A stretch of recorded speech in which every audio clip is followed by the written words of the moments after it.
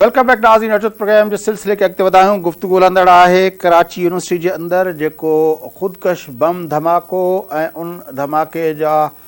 जे पुठियां कहिड़ा मक़सद थी सघनि था ऐं उन जा हिन ख़िते जी सूरत हाल ऐं पाकिस्तान जे सियासी मंज़रनामे ते कहिड़ा असर पइजी सघनि था, उन बाबति गुफ़्तगू करण लाइ असां राब्तो कयो आहे मारूफ़ strategic and security and foreign policy analyst doctor Huma बकाई साहिबा से। डॉक्टर साहब अस्सलाम वालेकुम। जी वालेकुम अस्सलाम। डॉक्टर साहब, किस तरह देखती हैं कि ये जो आज अफसोसनाक वाक़या कराची यूनिवर्सिटी के अंदर पेश आया है, जिसमें 2 ख़वातीन समेत 3 चीनी शहरी और एक जो है वैन का ड्राइवर पाकिस्तानी शहरी वो हलाक हुए हैं? मेरा ख्याल है कि लम्हा फिक्रिया है, क्योंकि आप देखिए कि शहर के बिल्कुल दिल में जाकर उन्होंने ये खुदकुश हमला किया है, जैसे कि आप फरमा रहे हैं, और उसमें उनका बिल्कुल वाज़ेह तौर पे टारगेट था चाइनीज़ नेशनल। तो जो न्यूली अपॉइंटेड डायरेक्टर हैं वो भी इसमें जाँ बहक हुए। 2 टीचर्स इसमें मारी गई जो इस कॉन्फ्रेंस सेंटर में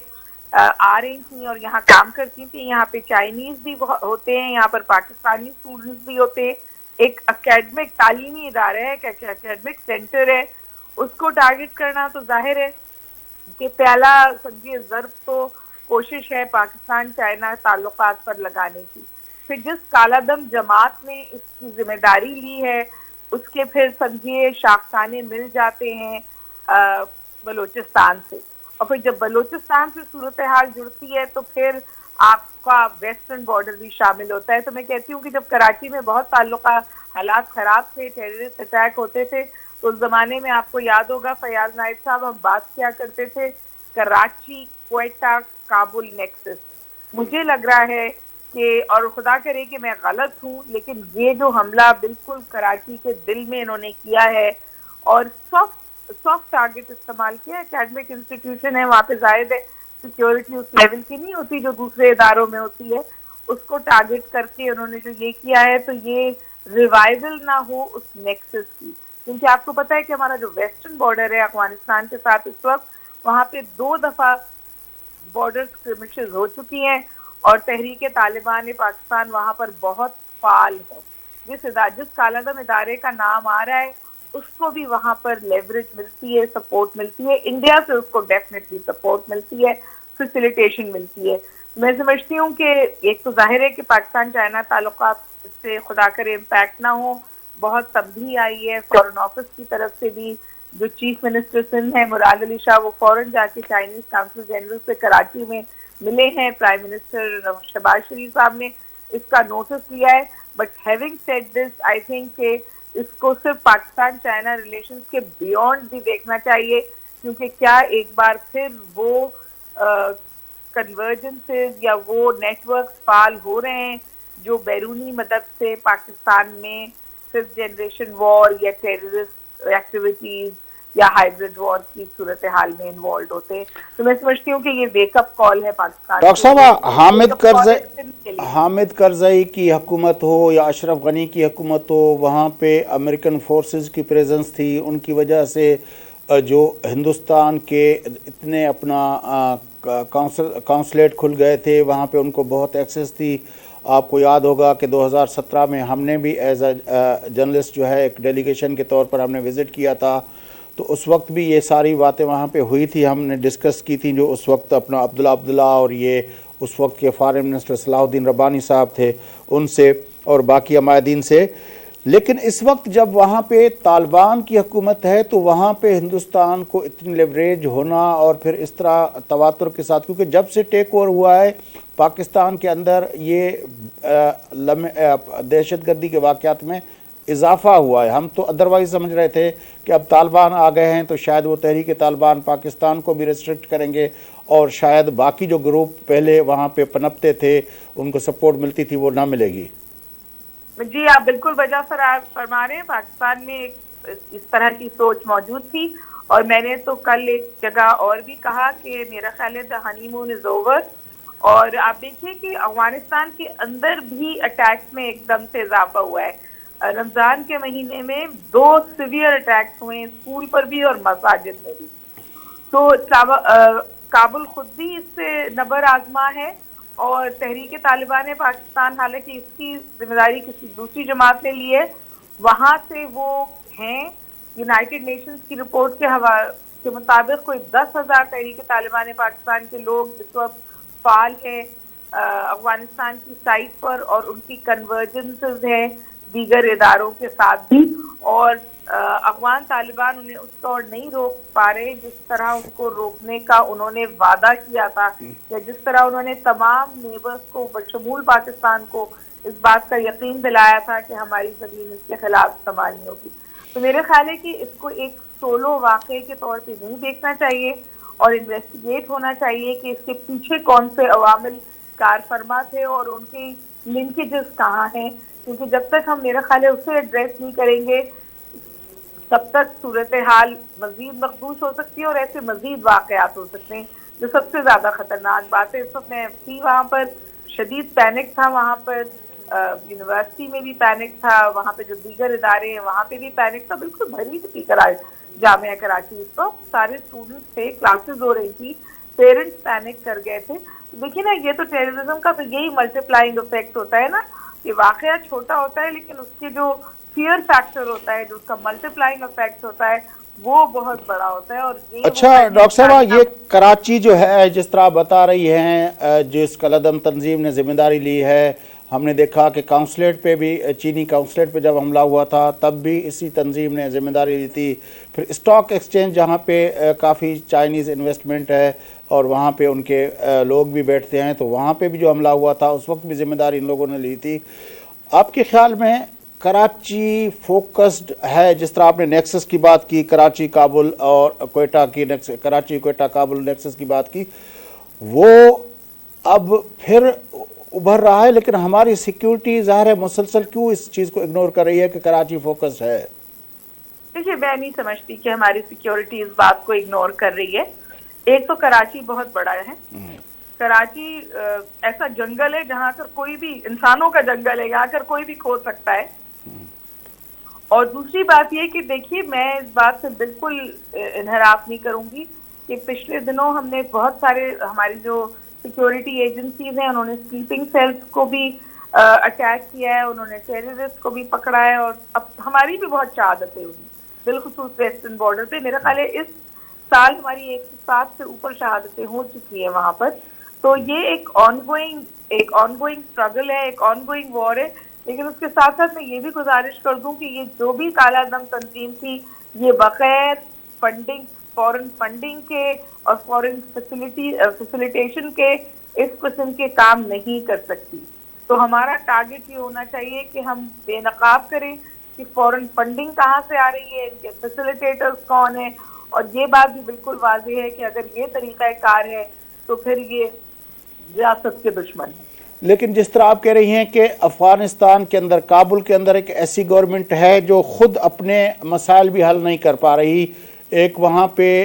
اپنا حکومت چلانے کے لیے جو ریسورسز چاہیے وہ بھی ان کے پاس نہیں ہیں، پھر بھوک اور افلاس کا عالم ہے، تو ایسی صورتحال میں اگر وہ، آپ کو نہیں لگتا کہ کسی زمانے میں جیسے وہاں سے امریکہ نکلا تھا تو وہ پھر ایک ہب بن گیا تھا پوری دنیا کے دہشت گردوں کا، اب وہ صورتحال بنتی جا رہی ہے افغانستان کی؟ تو یہ لمحہ فخریہ صرف پاکستان کے لیے نہیں ہونا چاہیے، یہ لمحہ فخریہ پوری دنیا کے لیے ہونا چاہیے۔ اور اس وقت جو افغانستان کے تمام نیبرز ہیں ان کو طالبان کے ساتھ مسائل ہیں، اور طالبان کو یہ سوچنا ہے کہ کیا وہ 14ویں صدی میں رہیں گے یا 21ویں صدی کا ادراک کرتے ہوئے انٹرنیشنل کمیونٹی کی جو سینسٹیوٹیز ہیں ان کو ایڈریس کریں گے، اس وعدے کے تحت جو انہوں نے دوحہ پیس پروسیس میں کیا تھا۔ وہ جس لیجیٹیمیسی اور ریکگنیشن کو ڈھونڈ رہے ہیں، وہ لیجیٹیمیسی اور ریکگنیشن بشمول پاکستان انہیں کوئی نہیں دے گا اگر وہ زمینی حقائق میں تبدیلی نہیں لائیں گے، چاہے وہ ویمن ایجوکیشن ہو، چاہے وہ کنٹرولنگ آف اس طرح کے عناصر ہو۔ ان عناصر کو قابو میں کرنا، ان کو اپنی زمین سے فعال نہ ہونے دینا، یہ تمام چیزیں ہیں۔ لیکن میں ساتھ ساتھ یہ گزارش بھی کر دوں کہ ابھی ہمارے پاس کوئی اس قسم کا ٹینجیبل پروف نہیں ہے کہ اس میں کوئی کابل کی انوالومنٹ ہے، یہ ہم پاسٹ کے ایکسپیرینس سے بات کر رہے ہیں۔ اس وقت ہمیں یہ دیکھنا ہے کہ جس کالا دم تنظیم نے اس کی ذمہ داری لی ہے اس کی فیسیلیٹیشن کہاں سے ہو رہی ہے، اور اس کو روکنے کی ضرورت ہے، ان کے سیلز کو غیر فعال کرنے کی ضرورت ہے۔ بڑی مہربانی ڈاکٹر ہما بقائی صاحب، آپ نے ہمیں جوائن کیا۔ ناظرین، ملک کی معروف foreign policy security and strategic analyst doctor ہما بقائی صاحب اساں گڈ ہوئی گفتگو تاں بدھی جکا گفتگو ہوئی ان جو جکو کرکس ہے ان جو لب لباب جکو وہ یہ تو پاکستان ہن وقت ہمیشہ ہر دور میں پاکستان کی جکا جیو اسٹریٹجک جکا لوکیشن ہے جتے پاکستان واقع ہے وہ انتہائی اہم جگہ ہے دنیا کے ہوا جو اسٹریٹجک پوائنٹ آف ویو کا چھکان تو پاکستان جن جگہ تے ہے اتنے اسٹریٹ آف ہرموز توڑے اسٹریٹ آف ملاکا جتاں سجی دنیا جو ہے آئل جو پنجو ان جو انرجی جو پائپ لائنس ونن تھیوں وہ پاکستان